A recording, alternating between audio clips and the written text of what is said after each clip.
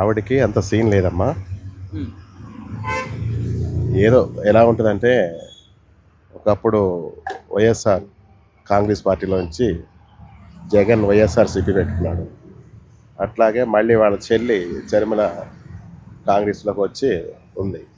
ఇది కూడా అంతే. టీఆర్ఎస్ నుంచి వాళ్ళు బీఆర్ఎస్కి వెళ్ళారు. బీఆర్ఎస్ నుంచి మళ్ళీ టీఆర్ఎస్ కేటీఆర్ వాళ్ళు తీసుకోవాలా, హరీష్ రావు తీసుకోవాలా, లేదా ఈయన తీసుకోవాలని ఫైట్ చేస్తుంది. ఒకప్పుడు ఆవిడ ఏంటంటే అద్దెంట్లో ఉండేది జూబ్లీహిల్స్లో. హ్మ్. ఇవాళ ఆవిడ పార్టీ పెట్టడానికి, పోటీ చేయటానికి మరి అంత డబ్బు ఎక్కడదో ఏంటో అర్థం కాదు. కరెక్ట్ కాదు. ఎందుకంటే ఇప్పుడు బీఆర్ఎస్ఏ అడ్రస్ లేకుండా పోయే పరిస్థితి. బీజేపీకి నెక్స్ట్ ఎక్కువ ఛాన్సెస్ ఉంటాయి. ఈ ఈమె ఇంపాసిబుల్. ఈమె రావటం, సీట్లు కూడా రావటం అనేది జరగని పని.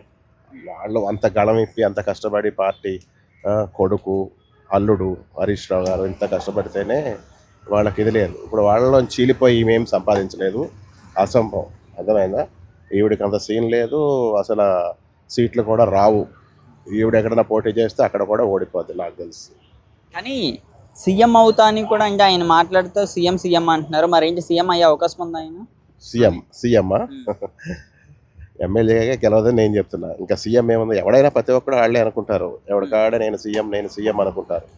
అర్థమైందా? అయ్యేవాడు ఎవడో చెప్పడం, అవుతారు. సార్ ఇప్పుడు ఈమె టీఆర్ఎస్ అని పార్టీ పెట్టింది. గతంలో ఆ పార్టీ ఉంది. మరి ఈ టీఆర్ఎస్ వల్ల బీఆర్ఎస్కి ఏమైనా కానీ ఎఫెక్ట్ అయ్యే అవకాశం ఉందా? అస్సలు అంత సీనే లేదు. ఈ పార్టీకి వాళ్ళ పార్టీకి ఇది ఉండదు. ఎందుకంటే వీళ్ళంతా ఒక ఫ్యామిలీ కదా. అంతేగాని వాళ్ళకేం ఎఫెక్ట్ పడదు. ఎందుకంటే కేసీఆర్ వాళ్ళ సైడే ఉన్నాడు.